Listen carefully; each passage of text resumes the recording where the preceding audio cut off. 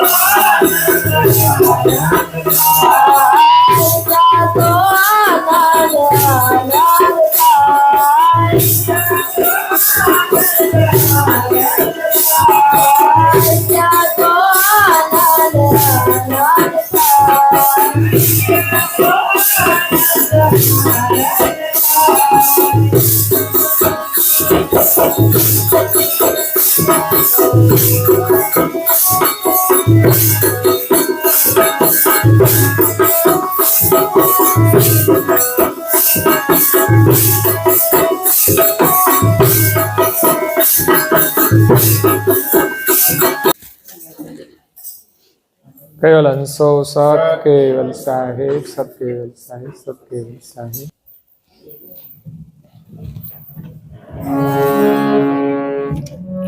प्रगट जाप कैवल मुख जपहि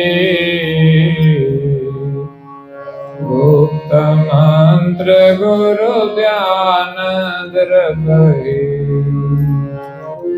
वर्णे ही विगत जगत में जे जन की रात रहे सिद्ध नमन की. प्रेमी भक्तजनों, ज्ञान संप्रदायना अध्यस्थापक अनंत ब्रह्मांडाधीश विश्व नियंता सकर्ता सतकैवलना महाद सजाण जाण अलौकिक दिव्य स्वरूप ने अनेक न्यायों द्वारा प्रत्यक्ष प्रमाण थी स्व अनुभव थी प्रतिपादन करी आपनार अनंत अंशोना तारणहार परम मोक्षना दाता सर्वज्ञ दिव्य परम गुरु श्रीमद करुणासागर महाराज विश्वभरना मनुष्य तनुधारी चैतन अंशों ने संबोधीने यथार्थ ज्ञान नो उपदेश आपता स्वरचित पंचम ससंवेद ग्रंथना चौथा स्कंदनी 69મી ચોપાઈ ने विषय मंत्रनो महिमा समझावता कहे छे कि प्रगट जाप कैवल मुख जपहि गुप्त मंत्र गुरु ध्यान धरपहि. दिव्य परम गुरुनु आगमन जगतना जीवोने मोक्ष आपवा माटे थयुं छे. दिव्य परम गुरु जगतना जीवोने भवसागर पार करवा माटे आव्या छे, तारवा माटे आव्या छे. એટલે તો સંત તુલસીદાસજી પણ એમના ભજનમાં કહે છે તારવા તારવા તારવા પરમ અંશોને તારવા રે તારવા.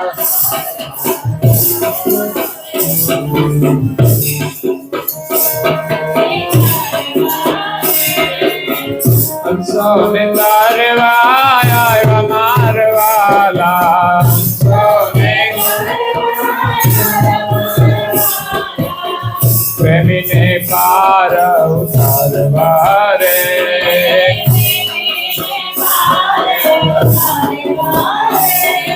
તારવા તારવા તારવા પરમ આવ્યા અંશોને તારવા રે.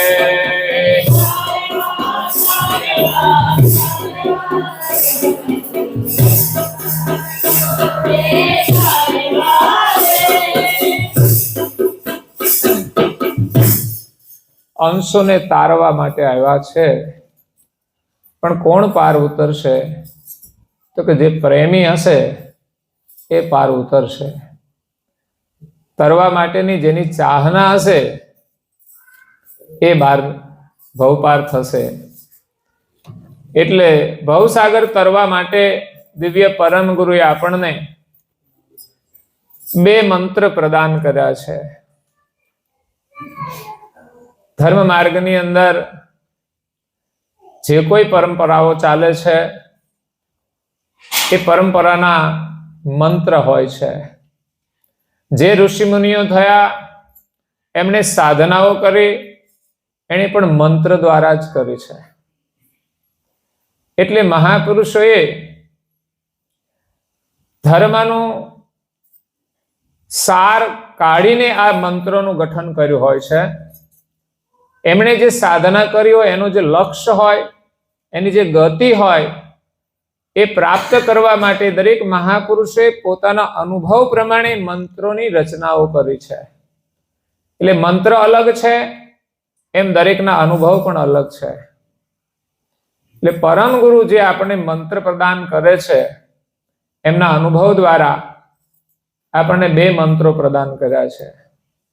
એમણે કહ્યું છે કે પ્રગટ જાપ કૈવલ મુખ જપહી. પ્રગટ જાપ જે કૈવલ છે એનો તમે મુખેથી ઉચ્ચારણ કરો.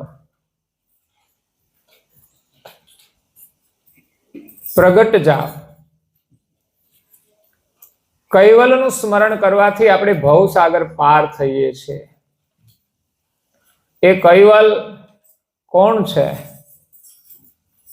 જે સત્ય છે, સનાતન છે, શાશ્વત છે. એ સર્જનહાર સત્ય છે અને બધાના સાહેબ છે, બધાના સર્જનહાર છે, બધાના સ્વામી છે, બધાના જીવન દાતા છે, બધાને ઉત્પન્ન કરતા છે, બધાને પોષણ કરતા છે. એ સર્જનહાર બધાના સાહેબ છે, સત્ય છે, સનાતન છે. સૃષ્ટિનો અંત આવી જાય છે પણ અંતે એ અખંડ રહે છે. આ જગતની અંદર અંશો પણ અખંડ છે, પરંતુ જ્યારે સૃષ્ટિનો અંત આવે ત્યારે આ અંશો અલગ અલગ રહી શકતા નથી. ત્યારે અંશો બધા અંશીની અંદર સમાઈ જાય છે, કૈવલની અંદર સમાઈ જાય છે. તો એ સર્જનહારનું સ્મરણ કરવા માટે દિવ્ય પરમ ગુરુએ આપણને કૈવલ મંત્ર આપ્યો છે. આમ તો સર્જનહારનું સ્મરણ સત કૈવલ સાહેબ છે, આપણે વારંવાર બોલીએ છીએ.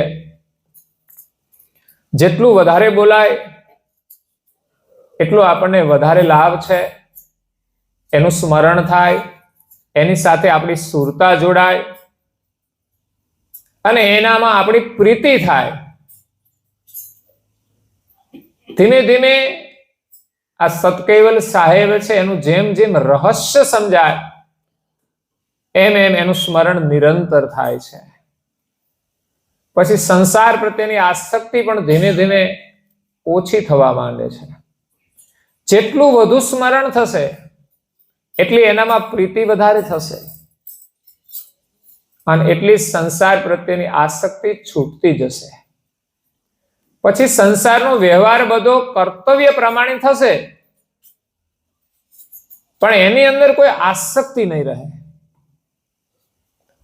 એટલે મંત્રનો જાપ કરવાનો છે એટલું જ નહીં, મંત્ર જાપની સાથે સાથે કરુણાસાગર બાપજીએ આપણને રહેણી પણ આપી છે. તો એમણે એમ કહ્યું આ ચોપાઈની અંદર કે વર્ણી એહી વિગત જગત મેં જે જનકી. આ જગતના જીવો માટે મંત્ર જાપ કરીને ભવસાગર તરવા માટે જે રહેણીનું વર્ણન કરવામાં આવ્યું છે, વર્ણી એહી વિગત, એ વિગતનું વર્ણન કર્યું છે કરુણાસાગર બાપજી આ પંચમ સ્વસંવેદમાં. એહી વિધિ રહત રહેશ તન મન કી. એ વિધિ પ્રમાણે આપણે તન અને મનથી જો વર્તમાન કરીએ અને મંત્રનો જાપ કરીએ તો ભવસાગર પાર થઈ જવાય છે. આજે લોકો મંત્ર જપ કરે છે, પ્રગટ મંત્રનું સ્મરણ પણ કરીએ છીએ અને અમર મંત્ર પણ બધાને આવડતો જ હશે, એનું પણ સ્મરણ કરતા હશે, પણ બધાની એક જ ફરિયાદ રહે કે ધ્યાન તો કરીએ છીએ પણ ધ્યાન લાગતું નથી. એટલે એકલો મંત્ર કામ નથી કરતો, મંત્ર જપ તો કરીએ છીએ પણ સાથે એમની રહેણી કરણી છે એ ન પાડીએ ત્યાં સુધી મંત્રનો અનુભવ આપણને થતો નથી. મંત્રમાં આપણી પ્રીતિ હોવી જોઈએ.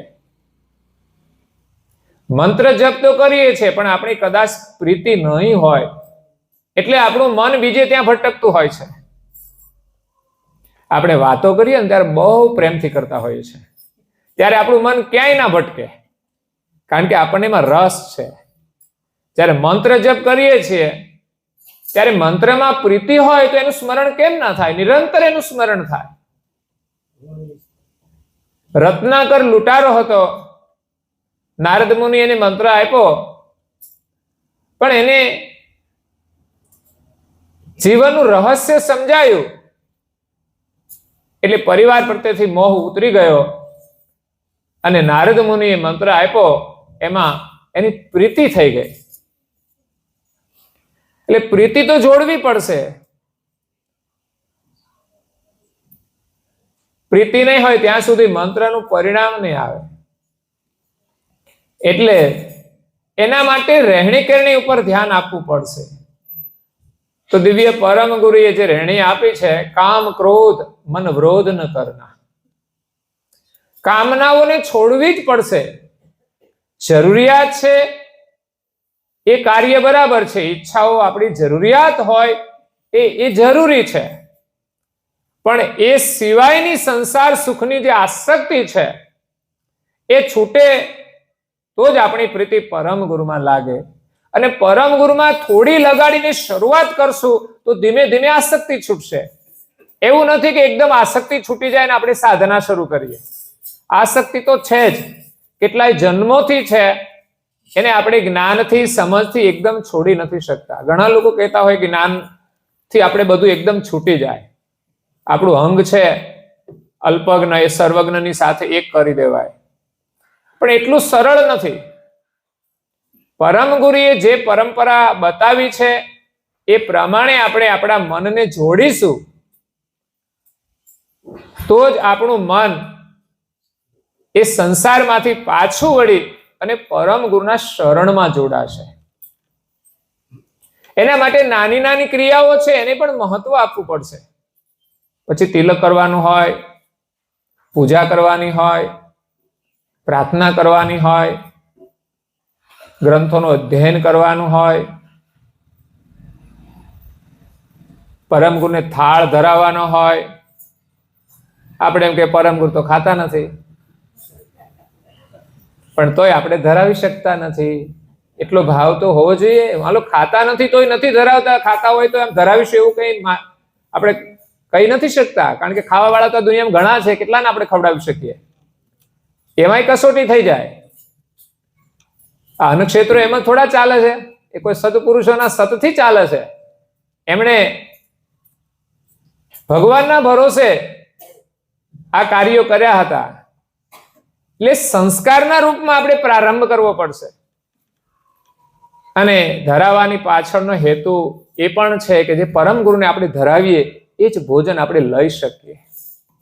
અને ધરાવેલી વસ્તુ આપણા માટે પ્રસાદના રૂપમાં લઈએ. નહીં તો લોકો તો ખાવા બેસે એટલે તૂટી પડે. એવી રીતે નથી જમવાનું. કારણ કે જીવન મળ્યું છે ને એ આપણને ખાવા માટે નથી મળ્યું. જીવવા માટે ખાવાની ચોક્કસ જરૂર છે. અને હંમેશા સારું ભોજન આપણાથી થાય એટલું બનાવવું જોઈએ. પ્રેમથી બનાવવું જોઈએ.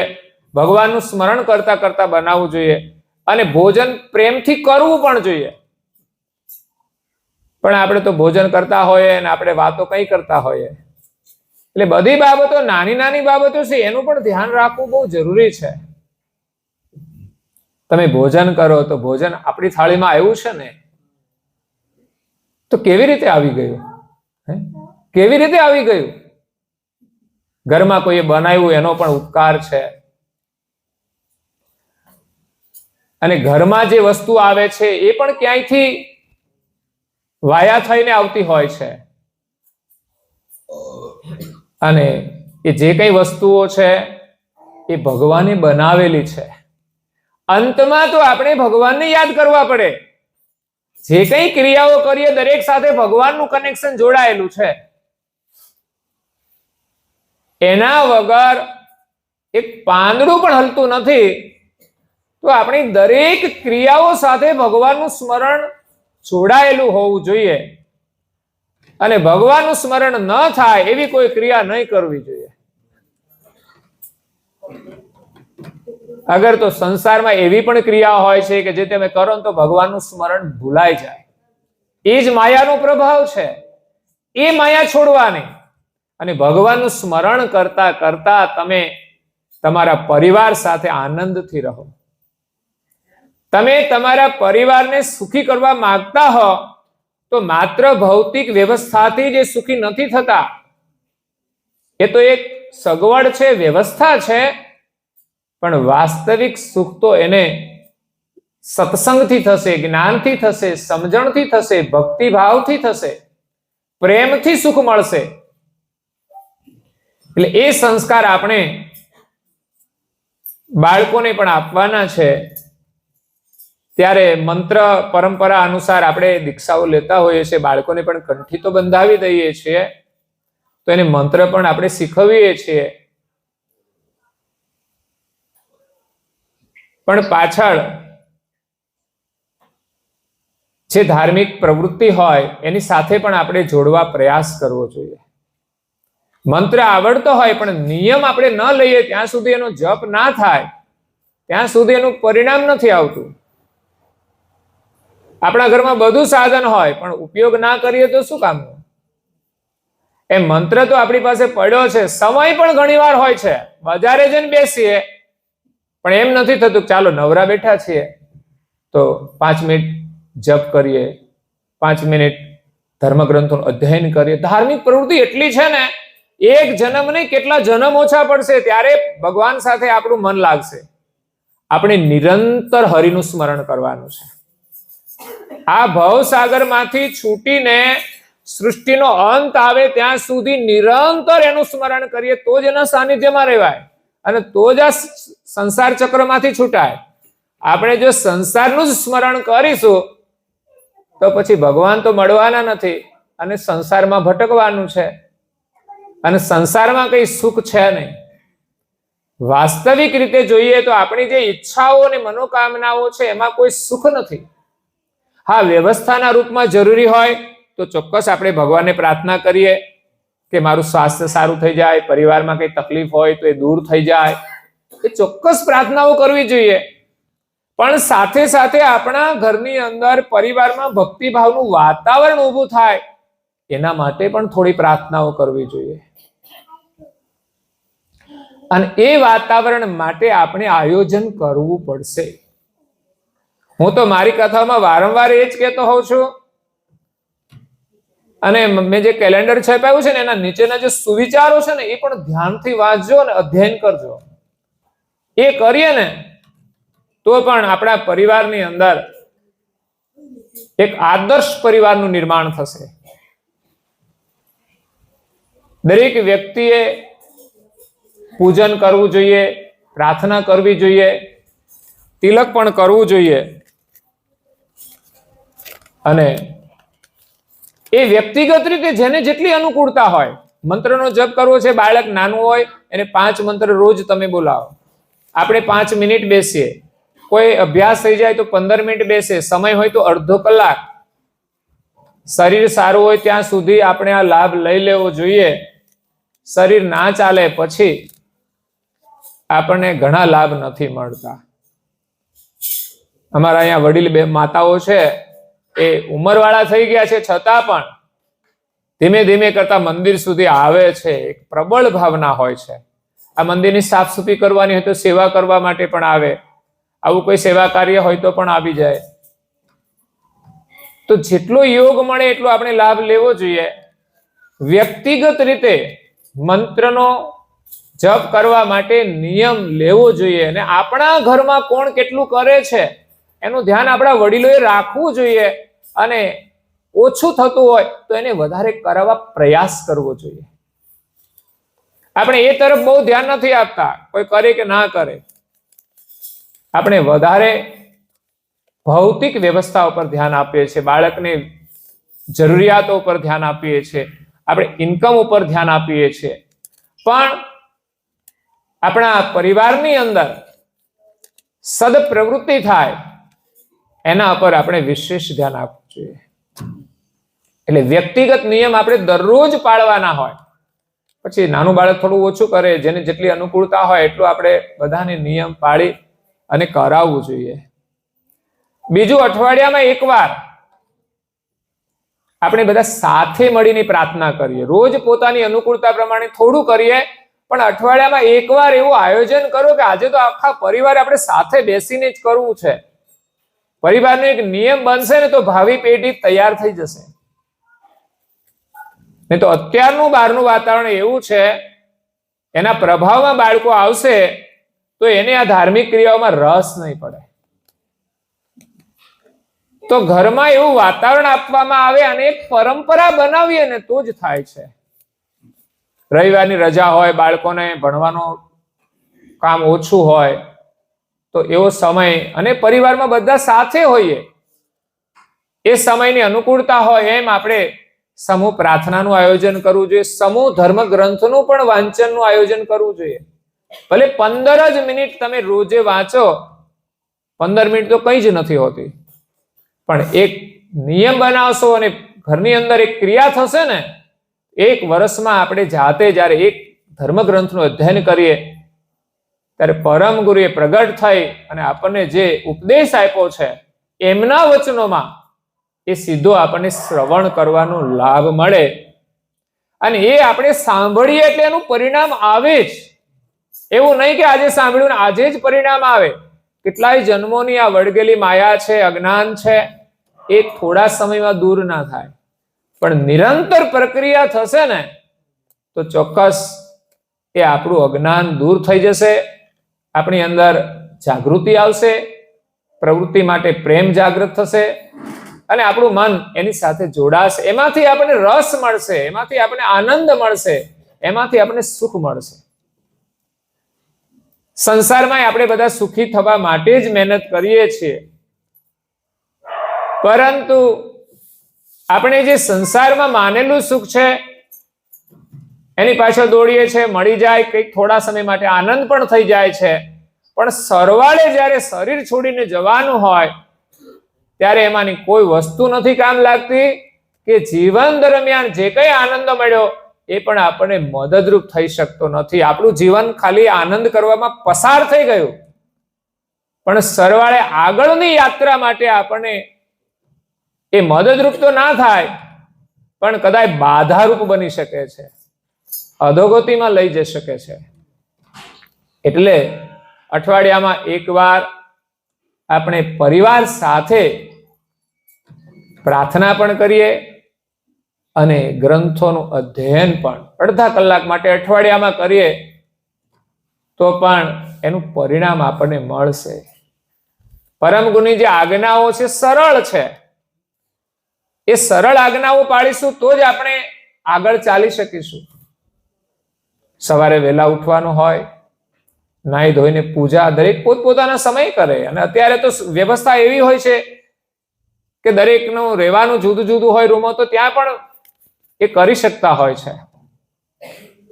જેવી જેની પરિસ્થિતિ અનુકૂળતા હોય એ પ્રમાણે દરેક લોકો પૂજન કરે, ચંદનથી તિલક કરે, અને ગુરુએ મંત્ર આપ્યો છે, મંત્રનો જપ કરે. એક પ્રગટ મંત્ર આપ્યો છે, હરતા ફરતા પણ એનું ઉચ્ચારણ થઈ શકે છે, એવું પરમ ગુરુએ લખ્યું છે ભજન વિધિમાં. લઘુ ભક્તજન માટે, જેને બહુ સત્સંગ જ્ઞાનની અંદર સમજ ના પડે, કારણ કે ઘણો વિષય અઘરો હોય, જે તત્વ જ્ઞાન હોય, આધ્યાત્મિક હોય, એમાં બહુ સમજ ના પડે, તો સરળમાં સરળ પ્રગટ મંત્રનું સ્મરણ કરવાનું. જે આપણે ધૂન દ્વારા, જે તમે બધા આજે લાભ લઈને આવ્યા છો, એના સંદર્ભમાં જ મેં આ ચોપાઈ ઉઠાવી છે કે ખરણા ગામની અંદર સંત તુકારામ મહારાજનો આશ્રમ છે. આમ તો એ ખરણામાં તો કદાચ 15 દિવસ આખા વર્ષમાં રહેતા હશે, કે મહિનો વધીને, બાકી તો 11 મહિના તો એનું વિચરણ લગભગ 12 જ હોય છે. અને એમાં વિશેષ એ અખંડ ધૂન ઉપર વધારે ભાર આપતા હોય છે. અને જે લઘુ ભક્તજનો, જે મજૂરી કરતા હોય, જેની પાસે સમય ઓછો હોય, જેની પાસે સમજણ પણ કદાચ ઓછી હોય, મારી દ્રષ્ટિએ તો હું સમજણ ઓછી નથી માનતો, કારણ કે ઘણીવાર જ્ઞાનની સમજ મળ્યા પછી પણ આપણા વ્યવહારમાં પરિવર્તન ના આવે તો સમજવાનું કે આપણી પાસે સમજણ નથી. અને જે લોકો શ્રદ્ધાથી સ્મરણ કરે છે અને એના જીવનની અંદર સદગુણોના દર્શન થાય, તો સમજવાનું કે એનામાં સમજણ છે. એટલે પ્રગટ જાપનું સ્મરણ કૈવલ મંત્ર લેખનથી પણ આપણે કરતા હોઈએ છીએ. પેલા નહોતું, પણ સમાજની અંદર લોકો રામ મંત્ર લખતા હતા, એમ આપણે કૈવલ મંત્ર લેખન કરીને પણ બેઠા બેઠા, ઘણા નિવૃત્ત લોકો હોય તો સમય જાય, એક ક્રિયા થાય ને તો સ્મરણ એની સાથે જોડાય છે. એકલું સ્મરણ કરવું એ અઘરું કામ હોય છે. કૈવલ કૈવલ કૈવલ કૈવલ કૈવલ કૈવલ કેટલી વાર કરશું?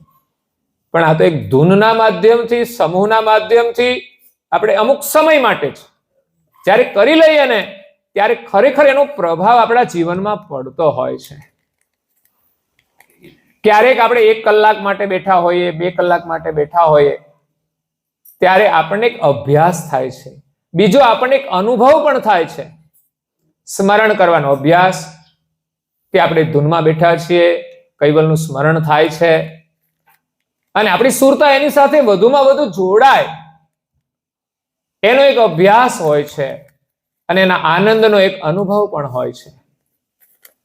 એટલે આપણે કોઈ સમયે આવો અભ્યાસ કર્યો હોય તો એમાંથી આપણને કંઈક અનુભવ મળે, એમાંથી આપણે આગળ વધવાનું છે.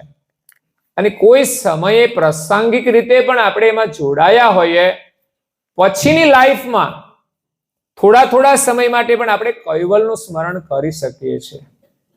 અમારે અહીંયા અઠવાડિયામાં એકવાર અડધા કલાક માટે, પોણા કલાક માટે ધૂનનું સ્મરણ કરીએ છીએ. 5 વર્ષ અમે અખંડ સ્મરણ કર્યું હતું, ડેઈલી સર્વિસ.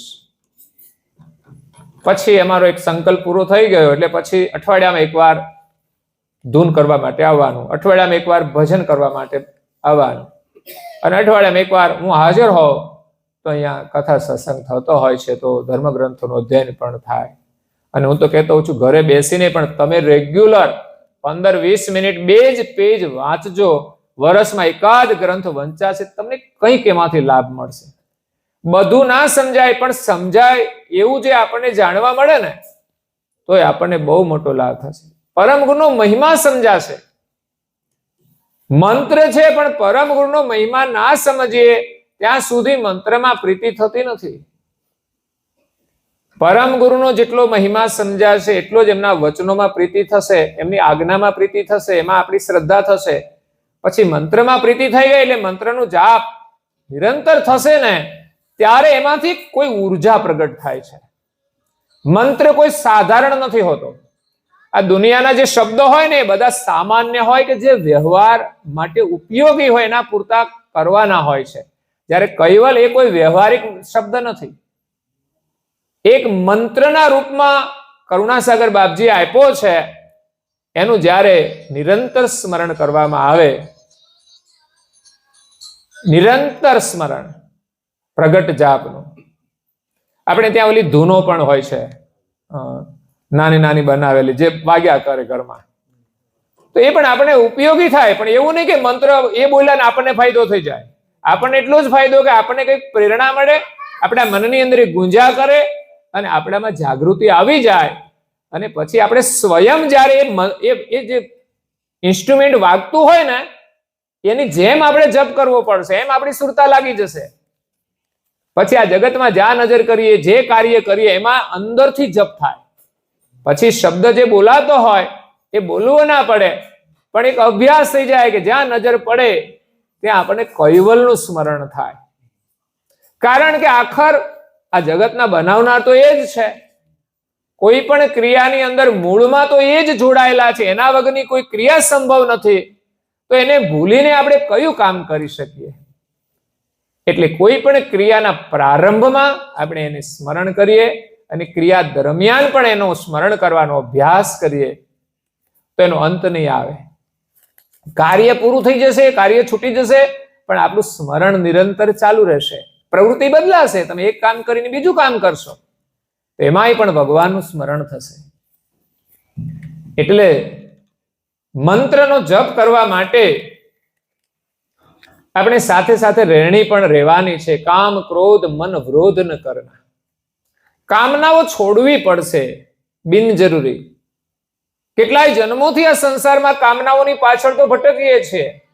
એ બધી કામનાઓ પૂરી થઈ જાય તો આપણને સુખ નહીં મળે.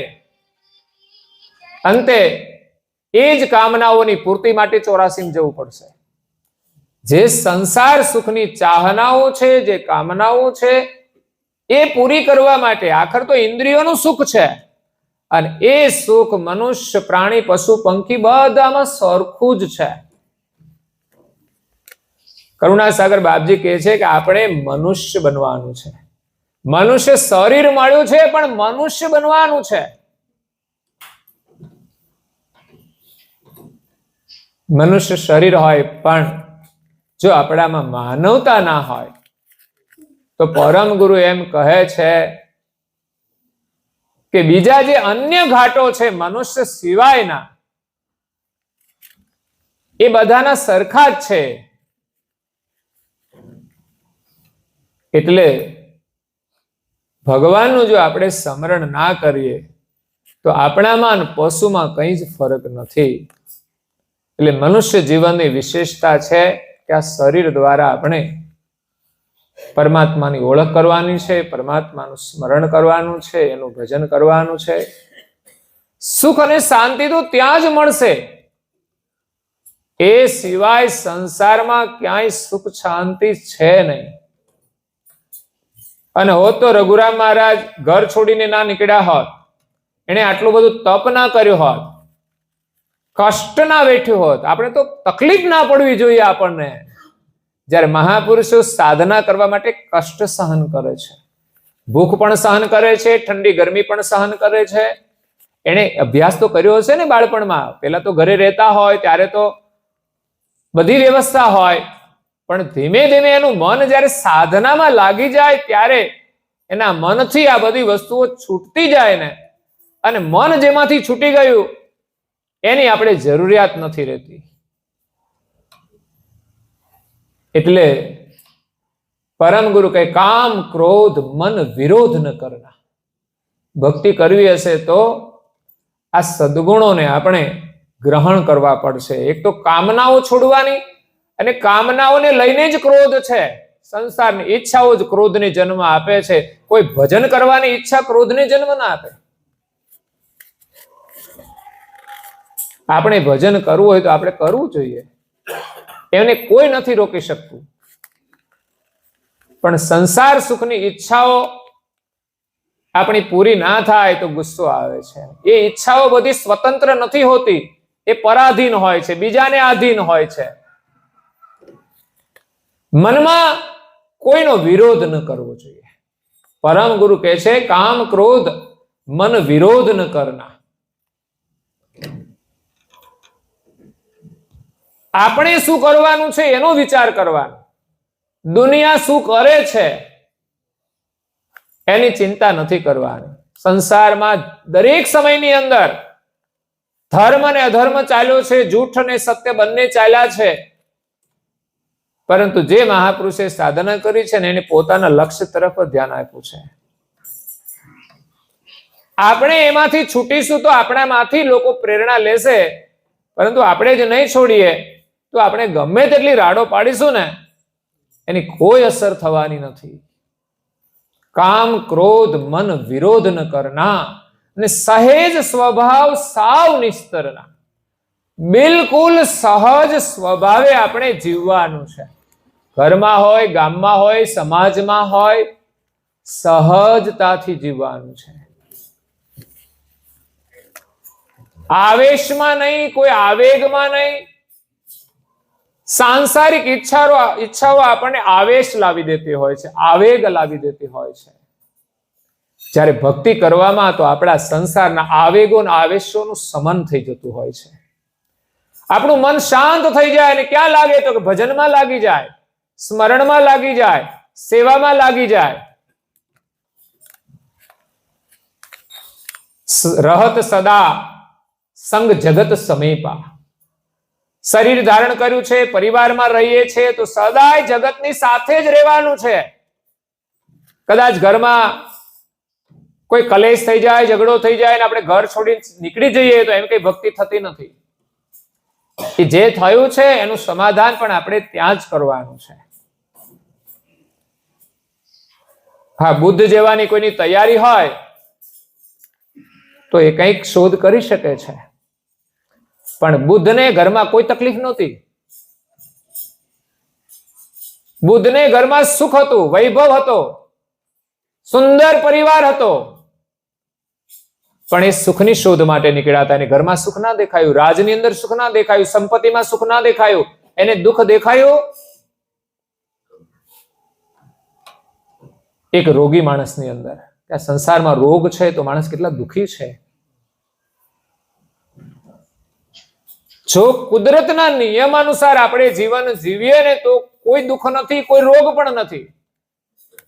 પણ આપણે કુદરતના નિયમ અનુસાર જીવતા નથી એટલે શરીરની અંદર સમસ્યાઓ આવે છે. કોઈ વર્તમાનની હોય, કોઈ પૂર્વની પણ હોઈ શકે. એટલે કુદરતે જે જગત બનાવ્યું છે એના નિયમ પ્રમાણે મનુષ્ય જીવન જીવે તો એના જીવનમાં કોઈ રોગ પણ ના રહે, એના પરિવારમાં કોઈ કલેશ પણ ના રહે અને એના જીવનમાં કોઈ દુઃખ પણ ના રહે. પણ આપણે એનાથી ઘણું વિપરીત જીવન જીવીએ છીએ. જરૂરિયાત કરતા પણ વધારે પડતી સંસાર સુખની ચાહના એ પણ આપણા માટે દુઃખનું કારણ બને છે. કામમાંથી ક્રોધનો જન્મ થાય છે. વાસનાઓ જ આપણને ભટકાવે છે અને અહંકાર પણ આવે છે. આપણે કંઈ પણ વધારે કામ કરીએ ને તો એનો અહંકાર પણ આપણને સદપ્રવૃત્તિમાં અવરોધ કરતો હોય છે. એટલે સહજ સ્વભાવે રહેવાનું. જગતની અંદર રહેવા છતાંય આપણે સહજ સ્વભાવે રહેવું. ઘણા લોકોનો સરળ સ્વભાવ હોય, એ જોઈને આપણને આશ્ચર્ય તો થાય કે એના ઘરમાં ગમે તે પરિસ્થિતિ આવે છતાં ગુસ્સે ના થાય.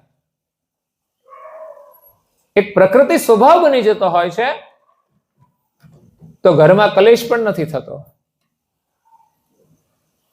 થોડું ઘણું નુકસાન કદાચ કંઈ પણ થઈ જતું હોય ને તો એ થઈ જાય, પણ એનાથી ગુસ્સો ના કરે તો બીજું નુકસાન થતું અટકી જાય છે. એટલે જેવી રીતે કમળ જળની અંદર રહે છે છતાં પણ એને જળનો સ્પર્શ નથી થતો, એવી રીતે પરમ ગુરુ કહે છે તમે સંસારમાં રહો પણ સંસારનો સ્પર્શ તમને ના થવો જોઈએ. એવું ધર્મનું કવચ રાખીને આપણે જીવન જીવીએ તો પરિવાર સાથે આપણે સુખી થઈ શકીએ, આ શરીર સાથે પણ આપણે સુખી રહી શકીએ. કારણ કે પછી વધારાનું કંઈ કરવાનું જ નથી રહેતું. અને જેટલો સમય મળે એટલું આપણે જેટલું ભજન કરીએ એટલો જ આપણને લાભ છે, એટલું જ આપણને સુખ મળે છે. સકલ વ્યવહાર વર્તત હી જગત કા, બધો વ્યવહાર કરો. હા, એમાં જૂઠ હોય એ નથી કરવાનું, પણ સામાજિક રીતે પરિવારમાં રહેતા હોય એમાં જે કઈ ફરજ આવે એ બધું જ કરવાનું. તમને વૈરાગ આવી જાય ને પછી કે હવે સવારે તો ભજનમાં બેસી જાઓ, ઘરવાળાને ખાવા પીવાની કોઈ ચિંતા ના કરો. એક માજી આવે છે ને અહીંયા ઘણી વાર પૂનમે, તો એમના ઘરવાળા આવ્યા કે આ છે ને ટાઈમે કઈ જમવાનું નથી બનાવી દેતા. મેં કીધું કેમ એવું? તો હું પૂજામાંથી નવરી થાવ ત્યારે કરું નહીં કે એ બધું કરે એમ ભાવના વાળા, પણ 11 વાગે નવરા થાય તો 11 વાગે પછી બીજું કામ કરે. એ કે પહેલા મારે પરમ ગુરુનું કરવાનું, પછી બીજું બધું કરવાનું. મેં કીધું આપણો કર્તવ્ય ધર્મ પણ હોય છે, એ પણ આપણી પૂજા છે, અને એનો સમય થાય તો એ કરી લો. પહેલા જેટલું કરવું એટલું પહેલા કરો, અને વચ્ચે જે જરૂરી કામ હોય એ કરીને પછી પણ તમારે કરવું હોય તો કર્યા કરો આખો દિવસ. એટલે બધો જ વ્યવહાર કરવાનો છે, જરૂરી, પાછો વધારાનો નહીં. કારણ કે આપણે જે બધા તકલીફમાં મુકાય છે ને વધારાના વ્યવહારથી. લગભગ બધાના ઘરમાં સમસ્યા છે. આર્થિક સમસ્યા હોય છે, જરૂરી વ્યવસ્થા માટે, પણ જો વધારાનું ન કરીએ ને તો ના થાય. અભ્યાસ કરે ને તો ખ્યાલ આવશે, પોતાનું અંતર અવલોકન કરશે, મારા પરિવારની અંદર કેટલું જરૂરી કેટલું નહીં જરૂરી. તો આપણા જીવનમાં કોઈ બોજો જ નથી. જેની જેટલી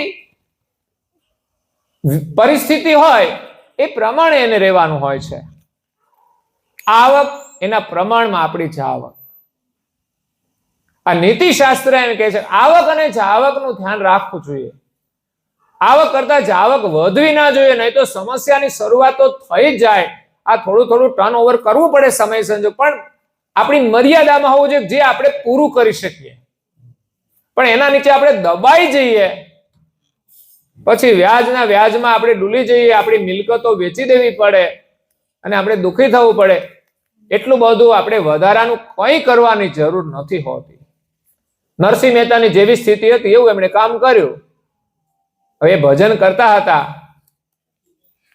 તો એ પ્રમાણે એની જે પરિસ્થિતિ એ પ્રમાણે કર્યું, પણ ભગવાનમાં જેટલો વિશ્વાસ હતો એનું કામ એનાથી સારું થયું.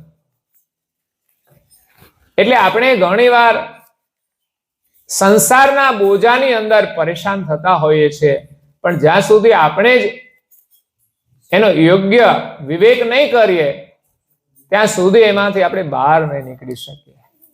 અને એના કારણે આપણે જે સારું કામ કરવાનું હોય ને તો નથી કરી શકતા. અવલોકન કરીએ તો ખોટો ખર્ચ ઘણો બધો હોય છે, બિનજરૂરી ખર્ચ. એ તમે બાદ કરો તો તમે ધાર્મિક ક્રિયાઓ પણ કરી શકો છો. આજે તમે આવ્યા છો એમાં જે ખર્ચ લાગે એ ધર્મ કાર્ય માટે છે. એવું ઘણું બધું ધર્મ કાર્ય આપણે કરવાનું હોય. એટલે જેની જે પરિસ્થિતિ હોય એ પ્રમાણે શાસ્ત્રોના નિયમ અનુસાર જે આવક હોય એમાંથી 10મો ભાગ આપણે દર વર્ષે ધર્મ કાર્યમાં જોડવો જોઈએ. આપણે પ્રવૃત્તિમાં રહેવું જોઈએ. ક્યાંય પણ નજીકમાં લાભ મળતો હોય તો આપણે જવું જોઈએ. હું ઘણીવાર જોઉં છું નજીકમાં લાભ મળતો હોય તો એ લોકો લેવા નથી જઈ શકતા, એ સમય નથી વાપરી શકતા, એ ધન નથી વાપરી શકતા, તો એ બહુ નુકસાન જાય છે આપણને. હજુ તો આપણે આમાં નિરંતરતા લાવવાની છે અને વ્યવહાર તો આપણે પાક્કા સાચવીએ. ઓર કાજ કરત સ્વાર્થ કે તન મન સુરત પરોઈ, પણ કરતાર પક્ષ કે સાધન કરત નહીં કીનું કોઈ. વ્યવહારમાં તો હાલે, આર્થિક રીતે બધું કરવું પડે ને સમય પણ કાઢવો જ પડે. રજા રાખીને પણ આપણે આ જવું જોઈએ. પરમ ગુરુ કહે છે તમે બધા વ્યવહાર સાચવો, કોઈ મનાય જ નથી. પણ પરમ ગુરુ સાથેનો વ્યવહાર નહીં સાચવીએ તો પછી આગળની યાત્રા આપણે ક્યાં કરીશું? કુટુંબ પરિવારની જે ભાવનાઓ છે ને એ કૂતરા બિલાડામાં કુટુંબ પરિવારમાં ફરતા જ હોય છે. એની એ જ ભાવનામાં ફરતા હોય છે. એ 84 ની અંદર એ જ ભાવનાઓ છે બધી. એ જ આનંદ કરવાનો છે. એ આનંદ કઈ મનુષ્યમાં છે એવું નથી. ખાવા પીવાનું સુખ મનુષ્યમાં છે એમ પ્રાણી પશુમાંય છે. એને સારું મળે તો એ ખુશ થઈ જાય છે. એટલે એ આનંદ કરવા માટે નથી, પરંતુ આપણે ભોજન કરી શકે એવું સારું ભોજન આપણે બનાવીએ, સારામાં સારું જેને જેવું આવડે એવું બનાવે અને પ્રેમથી ભોજન કરે અને ભગવાનનું સ્મરણ કરે. આનંદ તો માત્ર ધર્મથી લેવાનો છે, ધાર્મિક ક્રિયાઓમાંથી લેવાનો છે, ભગવાનનું સ્મરણ કરીને, કારણ કે એ જ સત્ય છે. આ જગતની અંદર આ જગત પરિવર્તનશીલ છે. પેલા કેવું હતું, આજે પરિવર્તન થયું, આ બધું કશું જ નથી રહેવાનું. આપણે ગમે તેટલું કરીને જઈશું, બધું ઝીરો જ છે. પણ આપણી વર્તમાન વ્યવસ્થા માટે જરૂરી છે, માટે કરવું જોઈએ. અને જેટલું જરૂરી છે એટલું કરીને આગળની યાત્રા માટે આપણે શું જરૂરી છે એનો વિચાર કરવો જોઈએ. આપણે પોતાનો જ વિચાર કરવો જોઈએ. શરીરની ચિંતા કરીશું ને તો આપણા હાથમાં નથી હો કશું. શરીરની ગમે તેટલી ચિંતા કરશું, પણ છેવટે એનો સમય થશે ને એટલે એની અંદર પરિવર્તનો આવી જાય છે. અને હું તો જોઉં છું લોકોને એવી આકસ્મિક બીમારીઓ આવે છે જેની કલ્પના ન હોય. એક સમય એટલો બધો સુખનો હોય કે આપણને એમ લાગે કે આપણા જીવનમાં ક્યારેય દુઃખ જ નહીં આવે, પણ ક્યારેક કેવી મુશ્કેલી આવી જાય છે એની ખબર નથી પડતી. ઘર ઘરમાં અલગ અલગ મુશ્કેલીઓ છે. બધાનું લિસ્ટ કરીએ ને તો આપણી વાતો તો સંસારની છે, બધી ખબર જ હોય બધાને. તો ઘર ઘરમાં અલગ અલગ મુશ્કેલીઓ છે. કોઈને સંબંધોની મુશ્કેલીઓ છે, કોઈને આરોગ્યની મુશ્કેલીઓ છે, કોઈને આર્થિક મુશ્કેલીઓ પણ છે. પણ એ પ્રારબ્ધ સાથે જોડાયેલી છે. પણ મનુષ્ય જીવન મળ્યું છે તો દરેક માણસ તેની જે પરિસ્થિતિ હોય એમાં ઉત્તમમાં ઉત્તમ એ ધર્મનો લાભ લઈ શકે છે. મેં જોયું છે ઘણા લોકોની ઇન્કમ સારી છે છતાં પણ એવા ધર્મ લાભ નથી કરી શકતા, અને સામાન્ય ઇન્કમ વાળા પણ એ સારો પ્રસંગ કરતા હોય છે. હમણાં હું એક ગામમાં ગયો, વારેણામાં, તો એમને પત્નીનું ગર્ભ સંસ્કારનો વિધિ હતી. બીજા દિવસે સામાજિક રીતે હોય, વ્યવહારિક દ્રષ્ટિએ, તો એમણે પારાયણનું આયોજન કર્યું. તો એક દિવસ માટે એમણે જે વ્યવસ્થા કરી, એમણે ખર્ચ કર્યો. તો આમાં તો કઈ આવતું નથી, એવું કરવું જ પડે. પણ છતાં એમની ભાવના કે સામાન્ય સ્થિતિ હોવા છતાંય એક પારાયણ કર્યું. જ્યારે લોકો 1-1 કરોડના બંગલા બનાવે ને, પણ છતાંય હજુ મેં પારાયણ નથી કર્યા. એટલે એક ડિફરન્સ દેખાય કે આપણી પાસે ભગવાને આપ્યું ઘણું સારું છે, પણ એના કરતા વિશેષ સારું કે આપણા સારા કાર્યમાં વપરાય.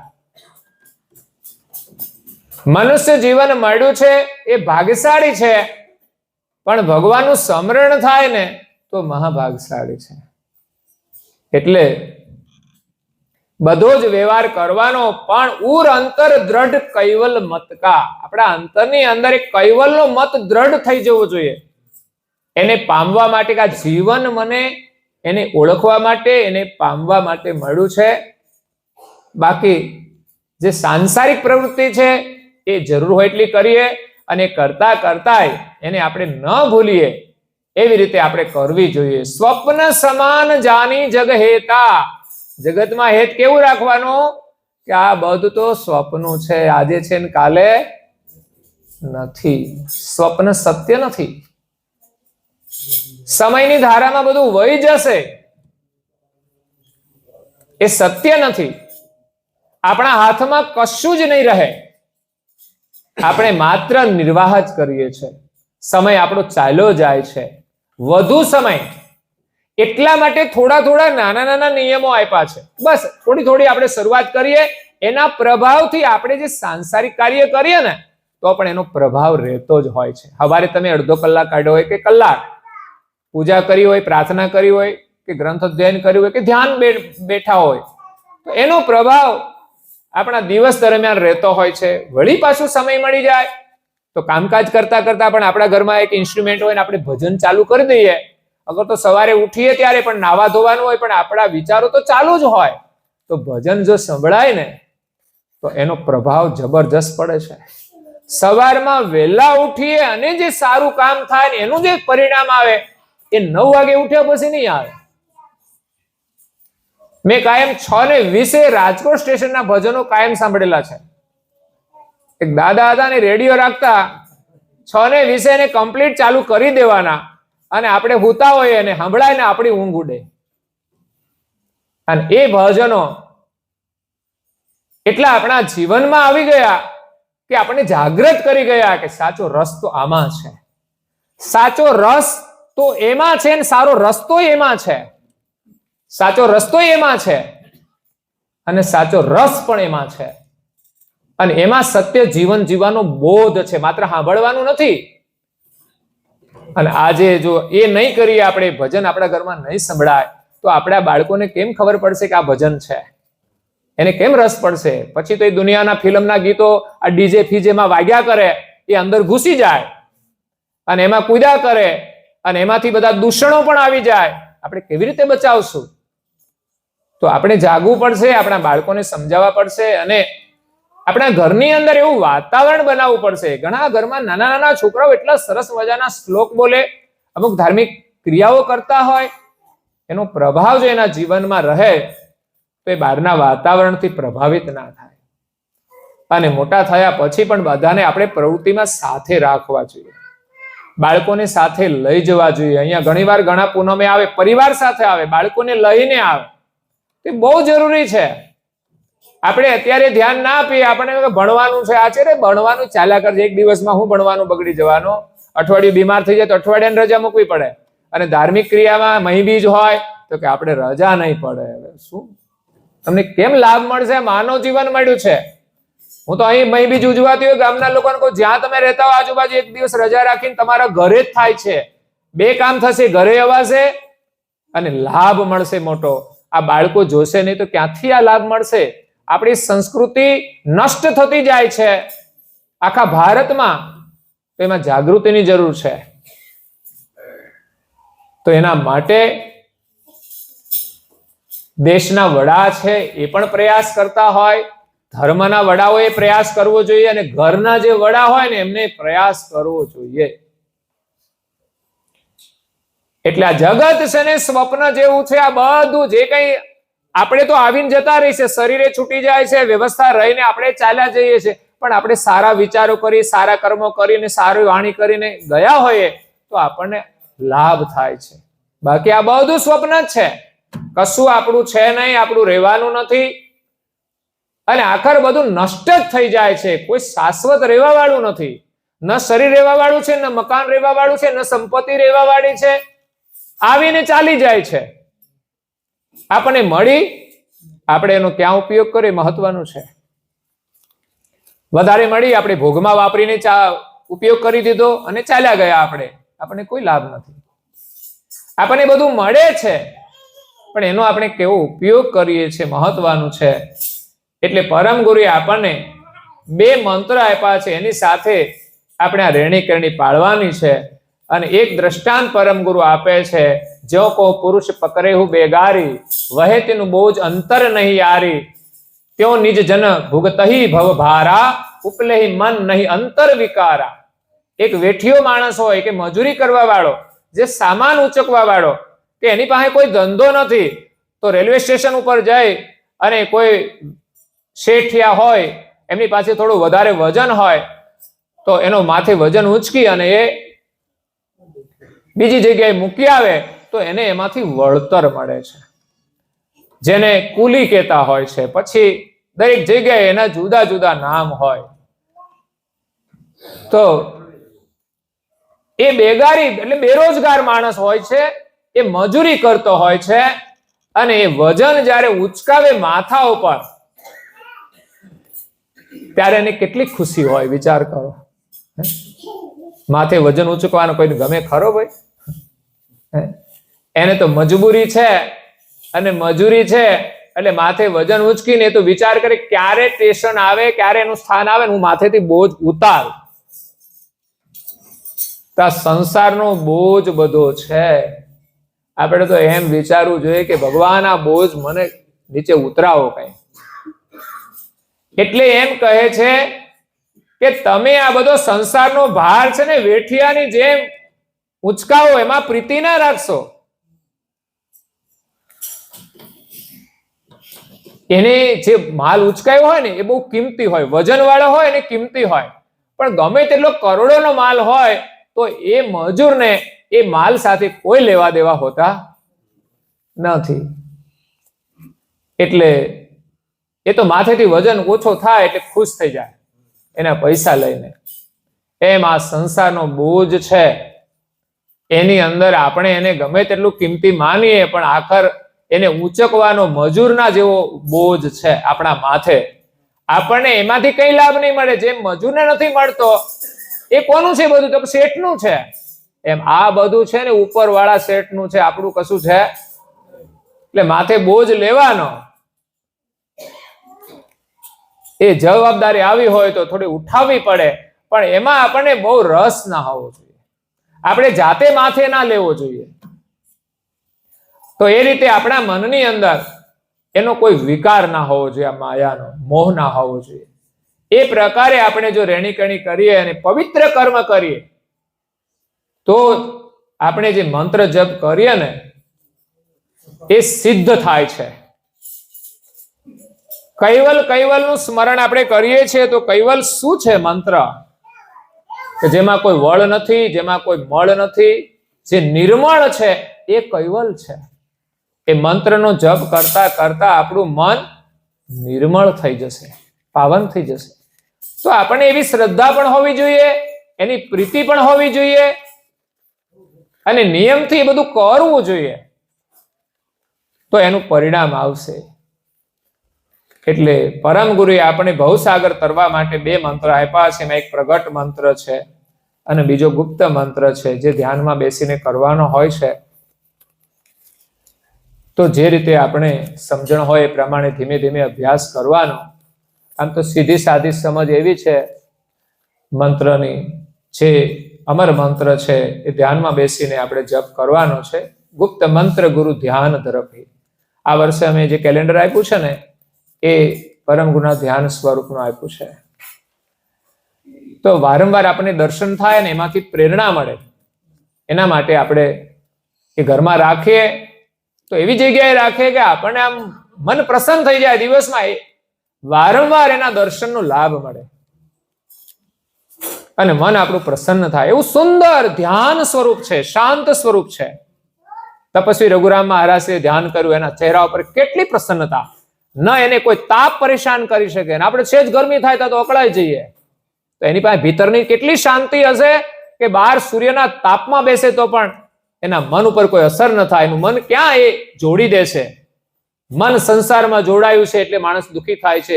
એ જ મન આપણું ભગવત સ્મરણમાં, મંત્ર સ્મરણમાં જોડાશે, પણ એક વારમાં કામ નહીં થાય, પ્રારંભમાં નહીં થાય. અત્યારે તો લોકો શું બેસે થોડી વાર ને પાછું તરત ઉભા થઈ જાય. કથાઓ સાંભળે તો કેટલા તો બગાહા ખાય, ત્યારે કથા પૂરી થાય. કથાકારો એક બગાહા ખાય પછી કથા સાંભળવા વાળા તો ખાવાના જ છે. સમજ્યા? એટલે એમ પરિણામ નથી આવતું. આપણને આનંદ હોય છે. લોકો વાતો કરે તો એકે બગાસું ના ખાય. મેં જોયું છે, વાતો કરે તો બગાસા ના ખાય. 1 કલાક ફોન ચાલે ને તો એ બગાસું ના આવે, પણ કથા ચાલુ થાય ને બગાસું શરૂ થઈ જાય. ઉપાસના બેસીએ ને બગાસું આવે. હજુ આપણી ઉપાસનામાં આપણને અંતર્મુક્તા નથી એમ સમજવાનું. આપણે નિયમથી નથી કરતા અને એકાગ્રતાથી નથી કરતા. બીજી બધી માયાઓ સાથે લઈને, કાં તો માયામાં એટલો રસ રાખીએ છીએ ને કે જ્યારે ધ્યાનમાં બેસીએ કે ઉપાસનામાં બેસીએ ત્યારે બગાસા શરૂ થઈ જાય છે. આ રિઝલ્ટ બતાવે છે કે હજુ આપણે આમાં ધ્યાન આપવાની જરૂર છે, અંતર્મુક્તા લાવવાની જરૂર છે. ભાવ સાથે અને સમજણથી આપણે કરીએ તો એની અંદરથી આપણે પ્રસન્નતા મળે છે. મન આપણું પવિત્ર થઈ જાય. એવા બધા પાઠ છે, પ્રાર્થનાઓ છે. એટલે ગુપ્ત મંત્ર છે. સવારમાં આમ તો નિયમ આપ્યો છે, પણ પછી તો લોકોને અનુકૂળતા હોય પરિસ્થિતિ પ્રમાણે. ઘણી વખત લોકો કે ક્યારે જપવો, તો ગમે ત્યારે જપી શકાય, પણ ઉત્તમ સમય એના માટે બ્રહ્મ મુહૂર્તનો છે, સૂર્યોદય પહેલાનો છે. અને પરમ ગુરુએ 2 ઘડી આપી છે ભક્તજનો માટે, 45 મિનિટ, અને સંતોને 6 ઘડી આપી છે, 2 કલાક ને 24 મિનિટ. તો એટલો અભ્યાસ કરવો જ જોઈએ. હકીકતમાં તો એની જે મુખ્ય આજ્ઞા છે ને એ પાળે ને તો એમાંથી બીજી પ્રવૃત્તિનું પરિણામ આવશે. પણ આપણે એ નિયમ નથી પાળી શકતા એટલે પછી આપણને એનું પરિણામ નથી મળતું. હું કહું શરૂઆતમાં બધું ના થઈ જાય, પણ ધીમે ધીમે ત્યાં સુધી પહોંચવું જોઈએ અને પછી રોજ એ નિયમ પાળવા પ્રયાસ કરવો જોઈએ. પછી વેવાઈને ત્યાં ગયા હોય ને તો આપણે આપણો રસ્તો શોધી લઈએ કે કઈ જગ્યાએ બેસાશે, ત્યાં જઈને બેસી જઈએ. પછી ભલે ને વેવાઈ શોધે વેવાઈ ક્યાં ગયા, પણ આપણે તો અડધા કલાકમાં તો આવી જવાના હોય છે. અને આમે અત્યારે વેવાઈઓ બધા વ્યસની હોય છે તો નથી બજારે ફરવા નીકળી જતા, ત્યારે વેવાઈ શોધવા જાય છે ક્યાં ગયા વેવાઈ. એમ લોકો જતા હોય તો આપણે ધ્યાન કરવા ના રસ્તો શોધી લઈએ. પણ આપણે કહીએ ભાઈ વેવાઈને ઘરે ક્યાં આમ કરવું તેમ કરવું, વેવાઈને ઘરે વ્યસન કરાય ને વેવાઈને ઘરે ભજન ના કરાય. લ્યો, હું તો કઉ છું વેવાઈને ઘરે હોય કે આપણા ઘરે હોય, સંધ્યાનો સમય થાય, આપણી પ્રાર્થના થાય ત્યારે વેવાઈ આવ્યા હોય તો એ બેસે આપણી જોડે, અને આપણે ત્યાં ગયા તો આપણે શાંતિથી બેસીએ. આ પરંપરાઓ દરેક ઘરમાં હોય ને તો હું તો કહું સારું છે.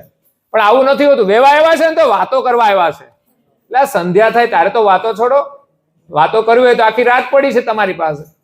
વાતોની પણ મર્યાદા હોય છે, અતિરેકમાં સારું નથી. એ જ વેવાઈને પછી કઈક થોડું બાંગું પડી જાય ને ત્યારે બેસો વેવાઈ જોડે વાતો કરવા, પછી કોઈ બેસવાય તૈયાર ના હોય એવી સ્થિતિ સંસારની છે.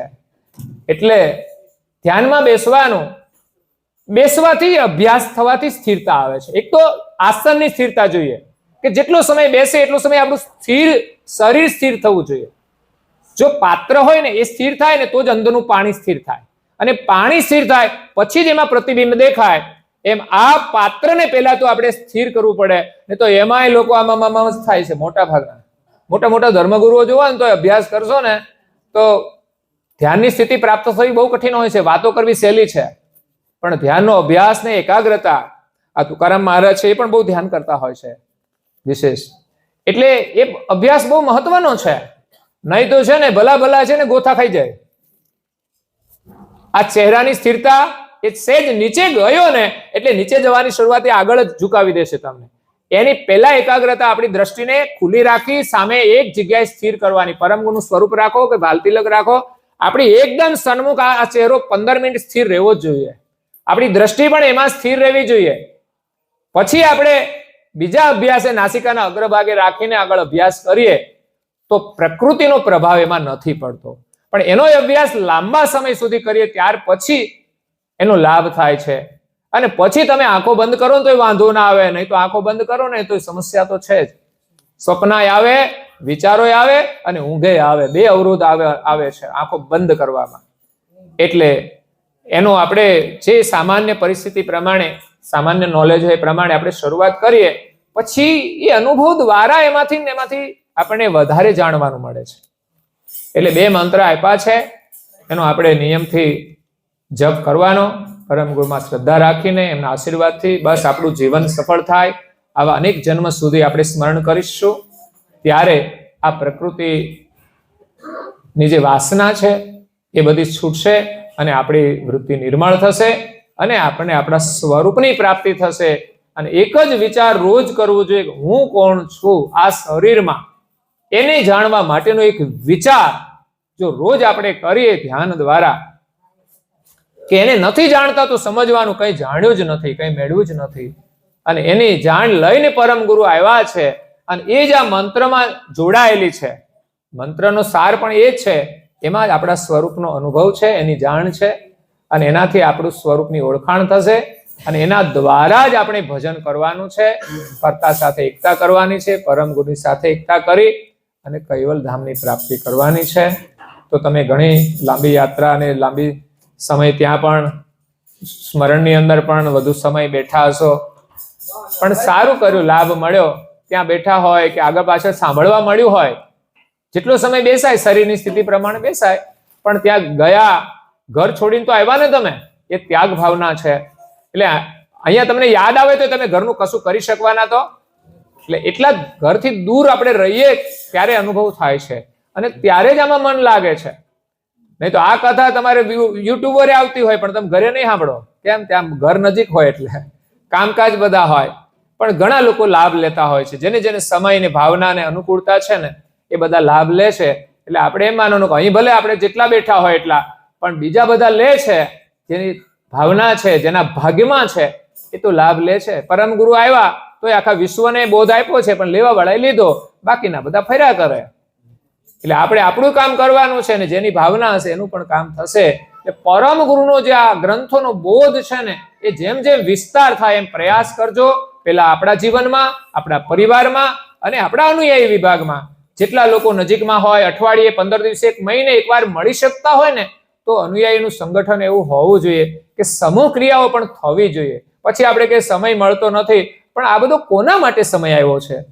એના માટે તો સમય આવ્યો છે, અને આપણે બીજા માટે સમય વાપરી નાખીએ અને આપણા માટે સમય પછી ના મળે તો પછી આપણે બહુ મોટું નુકસાન જશે, અને પછી પરિવારની અંદર સમસ્યાઓ આવશે. પછી આપણે એના માટે ગમે તેટલો સમય કાઢશું તો ન સમસ્યાનું સમાધાન થશે કે ન આપણને બીજો કોઈ લાભ મળશે. એટલે સમય જોઈ અને આપણે એનો લાભ લઈ લેવાનો છે. ખૂબ ખૂબ ધન્યવાદ છે બધાને. તમારી યાત્રા આગળની ખૂબ સરસ રહી, ખરણાથી અહીં સુધીની, અને અહીંથી તમારી ઘર સુધીની યાત્રા પણ સુખદ રહે. એમ આપણે કૈવલધામમાંથી આવ્યા છીએ ત્યાંથી આજે વર્તમાન સમય સુધીની યાત્રા આપણી જે કઈ રહી, હવે અહીંથી આપણા ઘરે જવાની યાત્રા આપણી બસ સુખદ રહે એવી પરમ ગુરુના શરણમાં પ્રાર્થના કરીએ છીએ. કારણ કે આખર આપણે બધા ઘરે જવાનું છે. તો જે યાત્રા કરી છે એ ભૂતકાળ છે, વર્તમાન અહીંયા છીએ, અને આગળની યાત્રા આપણે જે કરવાની છે, તમને હું તો ઘરે જવાનું છે એટલે એની શુભકામના આપું છું કે તમે સુખી રીતે નિર્વિઘ્ને ઘરે પહોંચી જાઓ, અને એ જ સંદેશ આપણને આગળની યાત્રા માટે હંમેશા પ્રેરણા આપતો રહે એવી આપના સૌના ચરણોમાં પ્રાર્થના છે, વિનંતી છે. અંતમાં તમને એક જાહેરાતો કરી દઉં, આમ તો કરવા જેવી નથી, કે ખબર જ છે તમને બધાને, પણ છતાંય મારી આદત પડી ગઈ છે કે આપણા સૌરાષ્ટ્રની અંદર એક સુંદર આપણે સ્થાન બનાવી રહ્યા છે. આમ તો પરમ ગુરુની પ્રેરણા થઈ છે, બાકી સ્થાન તો અહીંયા છે, પણ હવે પરમ ગુરુનો કોઈ સંકેત હશે ભવિષ્યનો, એટલા માટે ત્યાં 1982 થી પરમ ગુરુની પ્રેરણા થયેલી. તો દીક્ષા તો મેં 2002 માં લીધી છે, પણ એની પ્રેરણાથી ત્યાં સ્થાન હતું એને મારા હાથે થવાનું હશે, એટલે વળી પાછી એની આ વચ્ચેની કોઈ વ્યવસ્થા ઊભી થઈ હશે. જે કંઈ નિર્માણ છે બધું થઈ રહ્યું છે, પણ આપણે એક સારું કામ ને સારો સંકલ્પ કર્યો છે, અને ભવિષ્યમાં આપણને અને આપણી ભાવિ પેઢીને આપણે કરીએ છીએ ને આપણા માટે કરતા આપણા ભાવિ પરિવાર માટે વધારે કરીએ છીએ, તો એ કરેલું પણ આપણને આશીર્વાદરૂપ બને છે. એટલે પ્રોજેક્ટ ઘણો મોટો છે. એટલે મેં કહ્યું ને, આર્થિક સમસ્યાઓ તો છે, પણ તમે ખોટા ખર્ચ 1 વર્ષ માટે કેલ્ક્યુલેશન કરીને બચાવી અને તમે સેવા કાર્યમાં વાપરશો તો તમારો ખોટો ખર્ચ ઘટી જશે, અને સારા કાર્યનું તમને પુણ્ય મળશે, પરમ ગુરુનો આશીર્વાદ મળશે.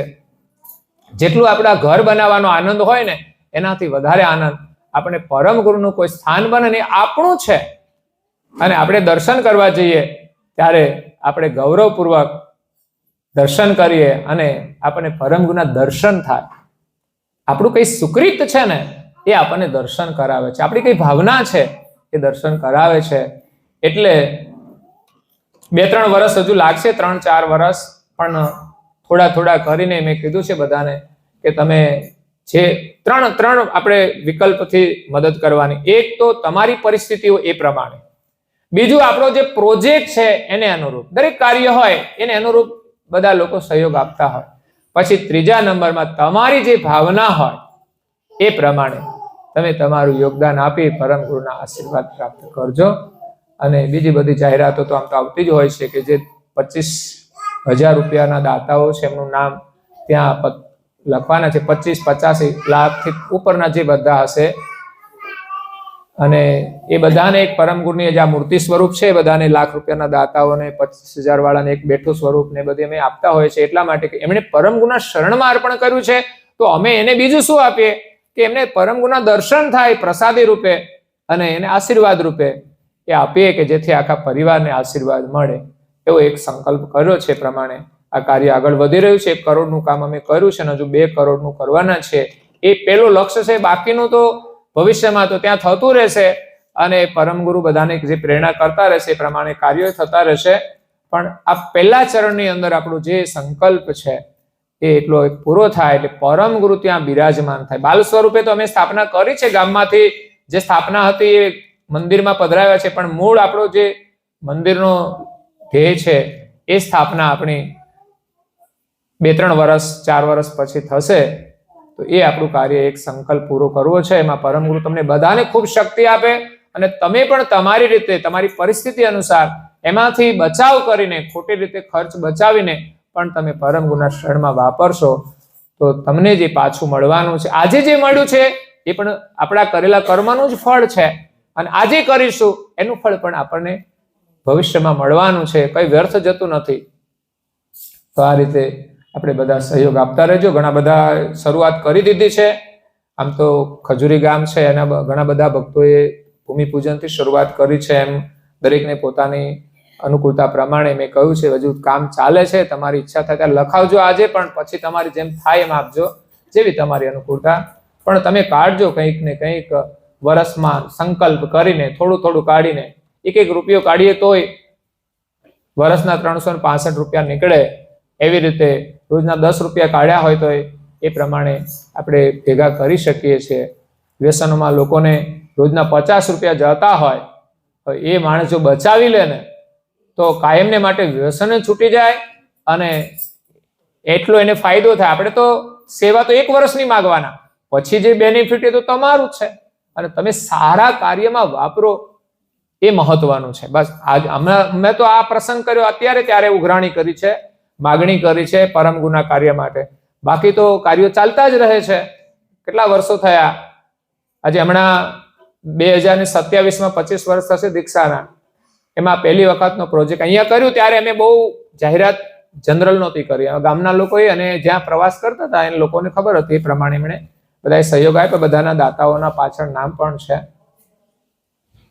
અને એ વખતે અમારા ભાવેશભાઈ પણ આવ્યા હતા અને એમણે પણ યોગદાન આપ્યું હતું. પણ ત્યારે બહુ અમે ઘરે ઘરે નહોતું કહ્યું, પણ અમે ઈચ્છા છે કે તમે બધા પરમ ગુના જેટલા પણ અનુયાયી હોય, હું તો કહું 500 રૂપિયાથી માંડીને લોકો સેવા આપે છે, મજૂર લોકો, તો જેટલી તમારી ક્ષમતા હોય એટલું તમે આપીને પરમ ગુરુના આશીર્વાદ પ્રાપ્ત કરજો. એ જ અભ્યર્થના સાથે અહીંયા કથાને વિરામ આપી. અસ્તુ સત કેવલ સાહે જય. અમારા પૂજારી છે મંદિરના, બધું આવડી ગયું. તમારા છોકરાને જો જય વિધિ બોલતા આવડે છે કે નહીં, ઘરે જઈને પૂછી જજો. તમે કહેજો કે તમને જય વિધિ આવડે છે, તો જય વિધિ તો કમસે કમ આપણા પરિવારના દરેક સભ્યોને આવડવી જોઈએ.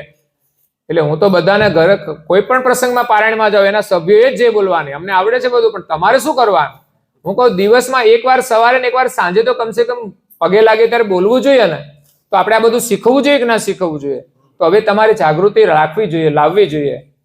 તો પ્રયાસ કરીએ તો ઘણું બધું આવડી જાય. હાલો બોલાવજો છે. જય કૃષ્ણ સ્વામી મહારાજ કી જય, સાગર મહારાજ કી જય, નારદદાસજી મહારાજ કી જય, દેવદાસજી મહારાજ કી જય, ભગવાનદાસજી મહારાજ કી જય, પ્રયાગદાસજી મહારાજ કી જય, જળદાસજી મહારાજ કી જય, જગદાસજી મહારાજ કી જય, ધર્મપ્રિયદાસજી મહારાજ કી જય, સંતન કી જય, સ્વદેવન કી જય, જ્ઞાન સંપ્રદાય કી જય, ગણ સારસાપુરી કી જય, કેવલ બાપ કી જય, તથા સસન પૂર્ણાવતિકા સત કેવલ સાહે.